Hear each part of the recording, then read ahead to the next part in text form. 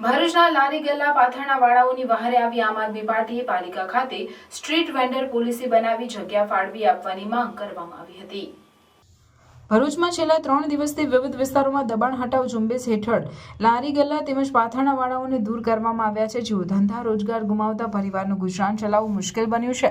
તેઓની સમસ્યાના નિવારણ માટે જિલ્લા પ્રમુખ પિયુષ પટેલ તેમજ કાર્યકરોએ લારી ગલ્લા વાળાઓની સાથે પાલિકા ખાતે તાનાશાહી નહીં ચલેગીના નારાઓ સાથે ધસી ગયા।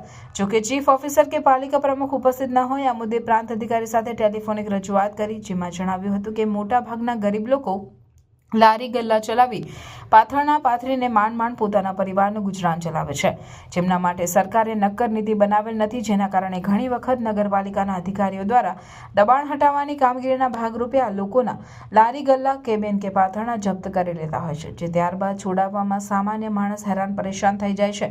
આ દરેક બાબત સારા સમાજ માટે, સભ્ય સમાજ માટે અને સારી સભ્યતાવાળી વ્યવસ્થા માટે શરમજનક કહેવાય। દરેક વ્યવસ્થા તંત્રની જવાબદારી છે આવા ફેરિયા, લારી ગલ્લા, કેબિન કે પાથરણાવાળા ગરીબ અને મધ્યમ વર્ગીય લોકો માટે એક નક્કર અને સુગમતા સરળતા સાથેની સ્ટ્રીટ વેન્ડર પોલિસી બનાવવામાં આવે।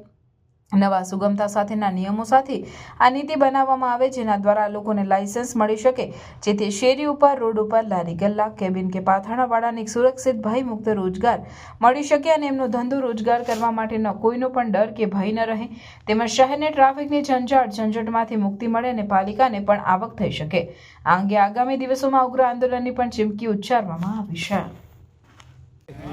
આજ રોજ ભરૂચ નગરપાલિકા દ્વારા જે દબાણ હટાવવાની જે છેલ્લા 3 દિવસથી જે ઝુંબેશ ચાલી રહી છે, એની રજૂઆત લઈ અને તમામ લારી ગલ્લાઓ ધારકો સાથે અહીંયા ભરૂચ નગરપાલિકા આવ્યા હતા, પરંતુ ચીફ ઓફિસર સાહેબ રજા પર છે। નગરપાલિકા પ્રમુખ આવવાના હતા, 12 સાડા 12નો એમનો ટાઈમ છે, પરંતુ ખબર નહીં, એવું જાણવા મળેલ છે કે એ પણ રજા પર છે। ત્યારે ભરૂચ નગરપાલિકાને અમે રજૂઆત કરવા માટે એવી આવ્યા હતા કે યોગ્ય જગ્યા નગરપાલિકાને માધ્યમથી ફાળવી આપવામાં આવે અને તમામ લારી ગલ્લા ધારકોને એક સ્ટ્રીટ વેન્ડર પોલિસી અપનાવવામાં આવે। એક જગ્યા ફાળવી આપી એમાં ભાડું નક્કી કરવામાં આવે, એ ભાડું નક્કી કરી અને તમામ લારી ગલ્લા ધારકોને ત્યાં આગળ વ્યવસ્થિત વૈકલ્પિક એક સુવિધા ઉપલબ્ધ કરી આપવામાં આવે, જેના કારણે રસ્તામાં પડતી જે ટ્રાફિકની સમસ્યાઓ છે, જે ત્યાં લારી ગલ્લા જે ઊભા થઈ જાય છે, જેના કારણે ટ્રાફિકની સમસ્યા છે, પોલીસને સમસ્યા પડે છે, જનતાને પણ સમસ્યા પડે છે, એ તમામ સમસ્યાનું નિરાકરણ આવે।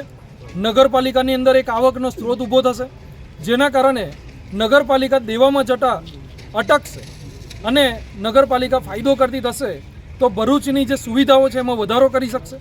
આવી એક રજૂઆત અમે આજે ભરૂચ નગરપાલિકાએ લઈને આવ્યા હતા। સેક્રેટરીને અમે અમારી રજૂઆત આપી છે। અમે આશા રાખીએ છીએ કે આગામી દિવસોમાં અત્યારે જે દબાણની પ્રક્રિયા છે બંધ કરવામાં આવે નગરપાલિકા દ્વારા અને યોગ્ય જગ્યા ફાળવી અને એમને જગ્યા ફાળવી આપી ત્યાં આગળ જે કંઈ પણ નોમિનલ ભાડું નક્કી કરવામાં આવે એ ભાડું નક્કી કરી અને ત્યાં એમને વૈકલ્પિક સુવિધા ઉપલબ્ધ કરી આપવામાં આવે।